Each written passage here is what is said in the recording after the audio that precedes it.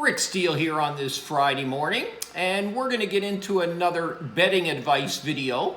And the main topic for this particular video is how not to be the sucker as it relates to sports betting.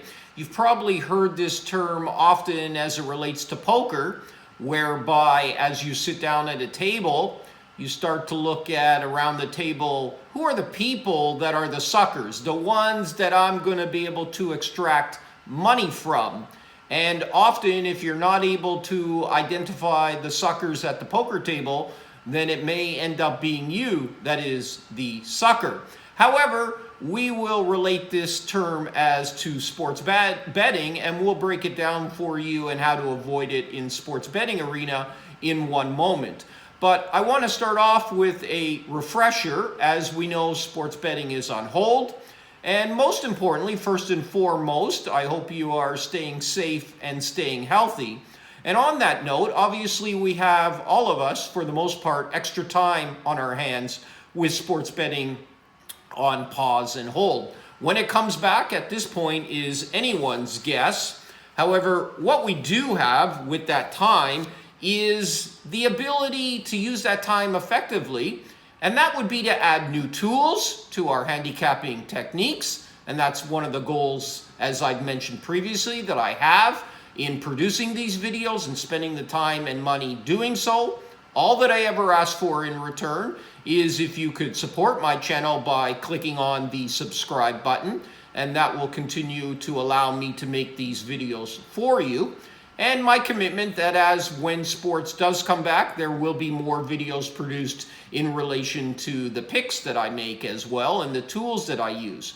But during this time, including myself, I'm working on improving my education and knowledge in sports betting, and I've been at this for over 25 years. And I'm also working on improving my processes in breaking down games. And so I would encourage you with this extra time to do the same. In addition, as I mentioned, to hit the ground running once we do start making sports bets again, is to make sure you have enough accounts at enough sports books. And to deal with the same sports books that I deal with, get the best lines that I do as well within the industry, you simply have to go to the homepage of my website, pshltd.com, and there you'll find the sports books that I personally deal with myself as well. And there you'll be able to click on those banners, open up your accounts, fully fund them so you can effectively line shop as well. Most importantly, with the sports books that I recommend, you will get paid when you do win.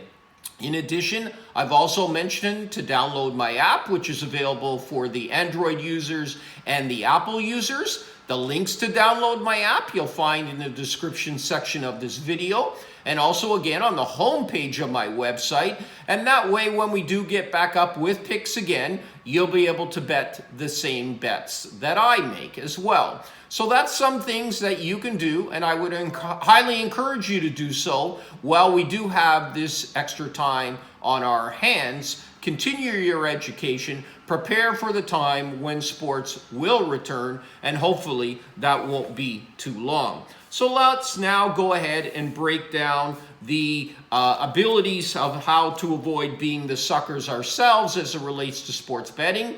Each one of these topics could end up being a grapevine or video on their own for the most part. I'm just going to provide you with the bullets so we don't get too long-winded. And if you would like me to expand on any of these topics that I do mention here on this video, feel free to shoot me an email or along social media, and I will expand on them. If there are other topics that you'd like for me to cover in future betting advice videos, again, just shoot me an email on the topic you'd like me to cover, and I'll make sure I do so as well. So let's get into the nitty-gritty.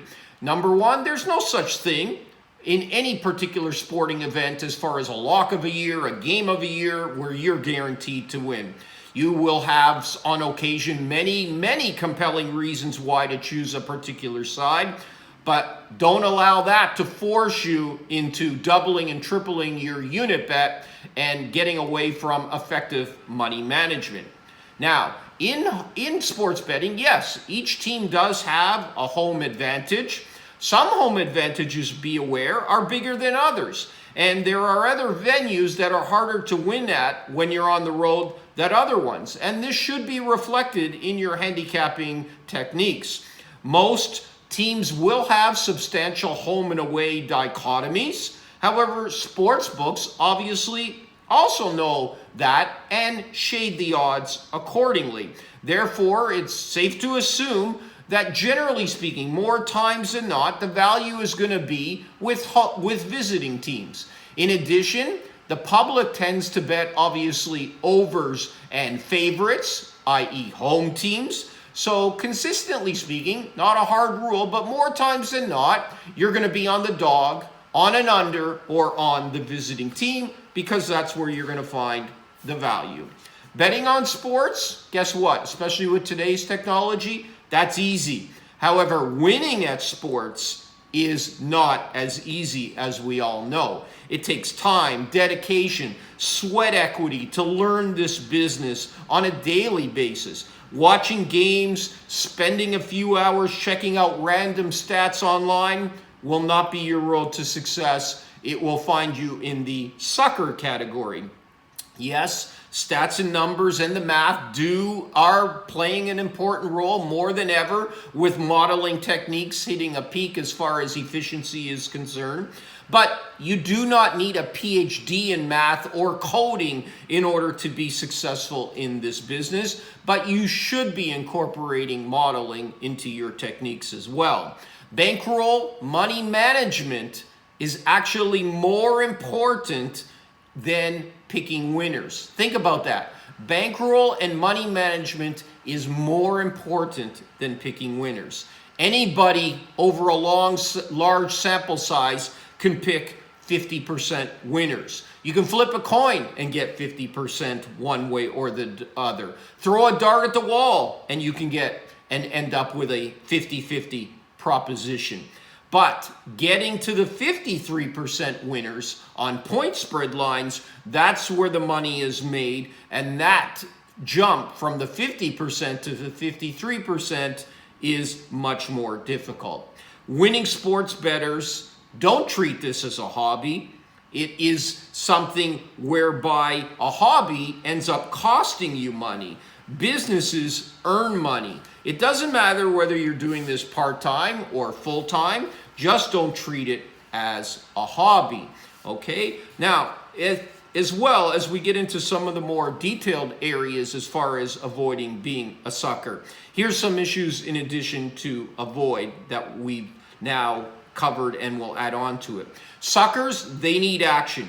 If it's a big, high-profile game, the sucker has to bet it, and usually for more than the person's standard unit.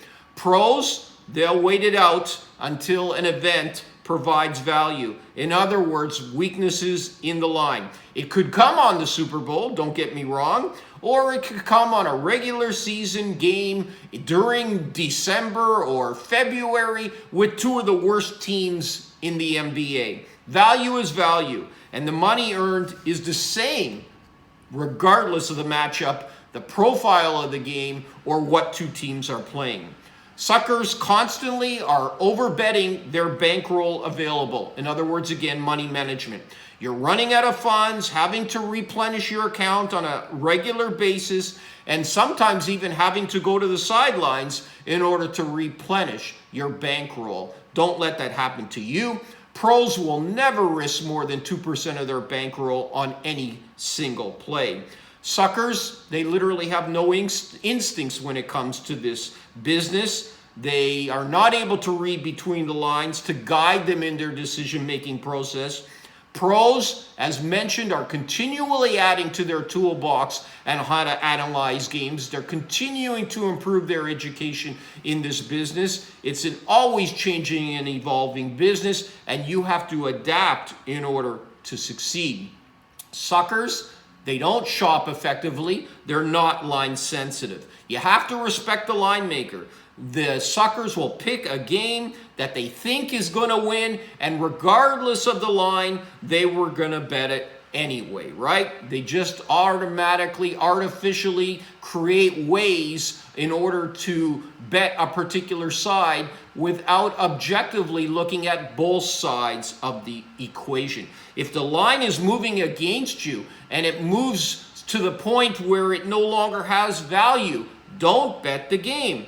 And then when they end up losing, they're wondering why they ended up betting it to begin with, especially with no value. Pros will wait and bet under the extreme ideal circumstances at the price that they set as far as their target. If they don't get their target, you don't bet the game. The national anthem is played somewhere every day, at least obviously when things return back to normal. Suckers, they have one sportsbook account. They don't shop effectively, and they're totally at mercy at that particular sports book without diversifying their risk. Pros have many accounts at many sports books, diversifying their risks, and are able to shop effectively for the best line available. Now, you save money, that's increasing your bottom line without even increasing your win percentage. Suckers are often, on an ongoing basis, depositing funds into their sportsbooks accounts. Sportsbooks are taking the money that's being made from these suckers, they're passing it on to the people that are winning, and then keeping their share as far as the difference is concerned. Okay, so I beg you, as we close off the details of how not to be a sucker in sports betting, I'm begging you, continue to improve your processes, continue to improve your education and the tools that you use in order to handicap games, and don't be and evolve whereby you have the characteristics that I just mentioned of being a sucker as it relates to sports betting. It's far more enjoyable and profitable that you are not a sucker in the sports betting arena. Now, I'd also encourage you, as you have this time on your hands, to follow me across social media, Instagram, Twitter, and Facebook. My handle is @RickSteele99. Turn on the notifications as well on the Twitter account as you follow me. And what that will do is provide you with an alert each and every time that I tweet out, obviously, the latest sports betting news. And also, as we get back to normal, each and every time I update the app with new picks, you will be provided with an alert letting you know to go to the app and check out what the new bets are. So again, you can get the best value of line that I get as well, and bet what I bet at the same numbers. Critically important. In addition, you can like and comment on any of my videos here on my channel and shoot me any questions that you may have as far as sports betting is concerned, or any topics that you'd like me to cover in the future.